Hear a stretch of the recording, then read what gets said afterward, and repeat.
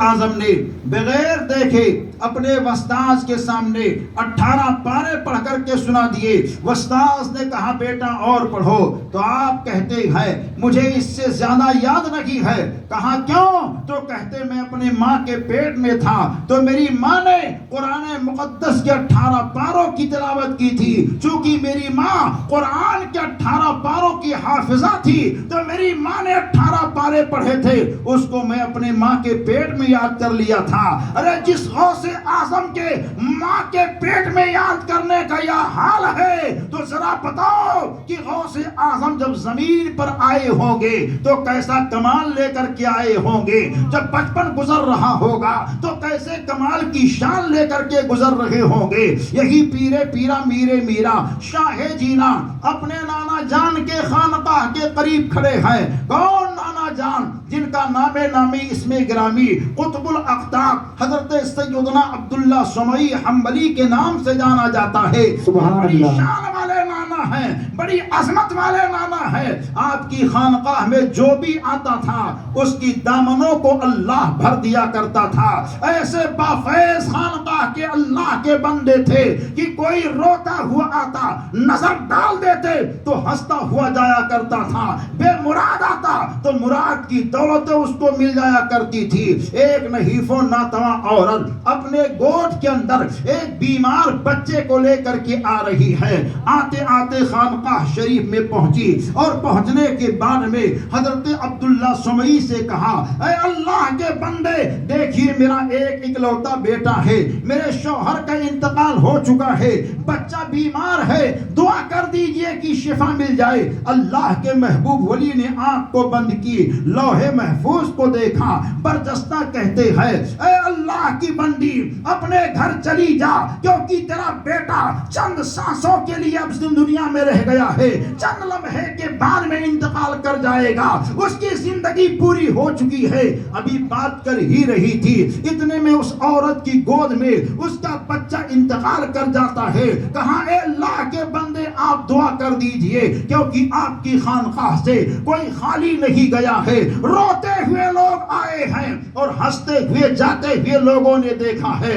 मुर्दा दिल लोग आते हैं लेकिन जिंदा दिल बन करके जाया करते हैं। मैं कैसी दुख की मारी औरत हूँ कि मैं तो जिंदा बच्चा लेकर के आई थी और मेरा बच्चा मर गया है, मैं मुर्दे बच्चे को लेकर के कैसी जाऊं। इस तरह की गुफ्तगू कर रही है। वो कहते हैं नहीं, अब जा, तेरे बच्चे की जिंदगी पूरी हो गई है, ये बच्चा जिंदा नहीं हो सकता है। औरत वहां से उठी और खानकाह के एक गोशे में बैठ करके रोने लगी। आह, मैं कैसी दुख की मारी औरत हूँ, आह मैं कैसी औरत हूँ कि मैं तो जिंदा लेकर के आई थी, मेरा बच्चा मर गया है। दुनिया के लोग मुझसे पूछेंगे तो मैं क्या कहूंगी, मेरा बीमार बच्चा अच्छा तो नहीं हुआ, जान थी जान चली गई है। इस बात को सुन करके शाहे जीना पीरे पीरा मीरे मीरा हुजूर शेख अब्दुल कादिर जीलानी, जो बच्चों के हुजूम में थे, आपका बचपन नूरानी है, उस औरत के सामने पहुंचे और कहा, माँ साहिबा क्यों रो रही हो? कहा, शहजादे मुझको रहने दो, यहाँ आई थी इस खानकाह की बड़ी अजमत और इज्जत है, लेकिन हाल क्या हुआ, मैं जो तमन्ना लेकर के आई थी वो तमन्ना मेरी पूरी नहीं हुई है। बता तेरी क्या तमन्ना? मैं जिंदा बच्चा बीमार लेकर के आई थी, बीमार बच्चे को शिफा तो नहीं मिली, अलबत्ता मेरा बीमार बच्चा इंतकाल कर चुका है। आपके नाना के पास में गई तो आपके नाना ने कह दिया अब इसकी जिंदगी नहीं है, इस बच्चा मर चुका है। शेख अब्दुल कादिर जीलानी कहते हैं, औरत हिम्मत कर तसल्ली रख। औरत कहती जा रही है, शहजादे क्या करो, मेरा इकलौता बेटा था, मेरे शौहर का इंतकाल हो चुका है, हुजूर गौसे आजम का नूरानी बचपन है, आपको तरस आ गया। औरत की जानिब नजर आपने डाली और डालने के बाद में कहा, ऐ औरत शायद तू गफलत में है, अपने बच्चे के जिस्म से कपड़े को हटा, तेरा बेटा मरा नहीं है बल्कि तेरा बेटा जिंदा है। सुभान अल्लाह।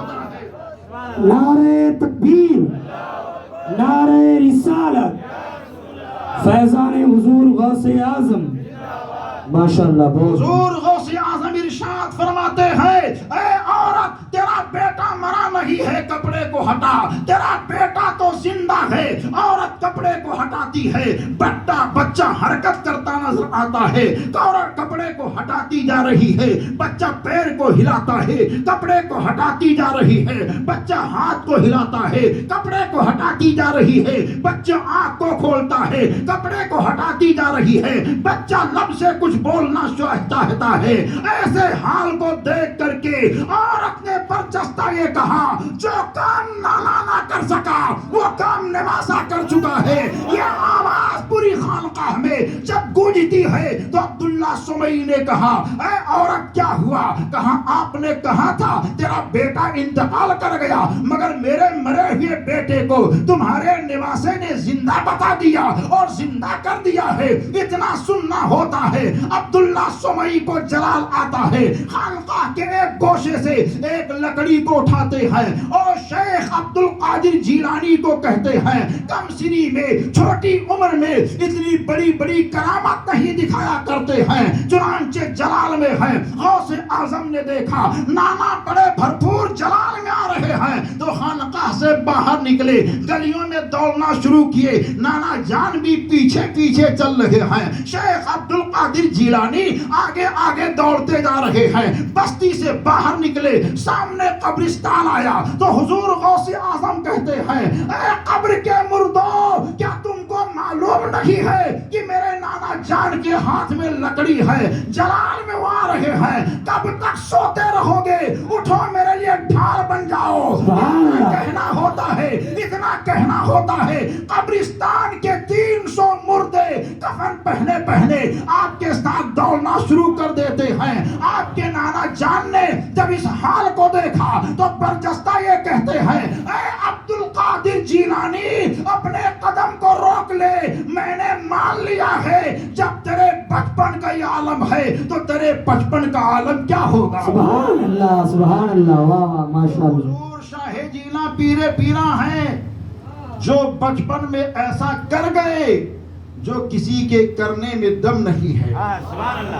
جبھی تو دیوانے کہتے ہیں تمہارے منہ سے نکلی جو بات ہو کے رہی، فقط اشارے میں سب کی نجات ہو کے رہی۔ وہ حضور شاہ جیلہ ہیں، یہ تو آپ کے بچپن کا واقعہ ہے، لیکن دیوانوں سرکار غوث اعظم کی تربیت اللہ کے مرضی کے مطابق ان کے نانا جان نے اور ان کی والد محترمہ نے بڑے بھرپور انداز سے کی۔ چونکہ والد کا انتقال تو بہت پہلے ہو چکا تھا آپ کے کم سنی میں، تربیت کی ہے آپ کی ماں نے اور تربیت کی ہے آپ کے نانا جان نے۔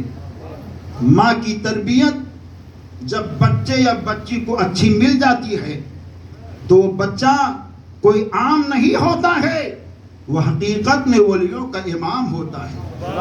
ماں کی تربیت اگر کسی بچے کو صحیح مل جاتی ہے اور وہ ماں آج کے بازار کی ثانیہ نہ ہو بلکہ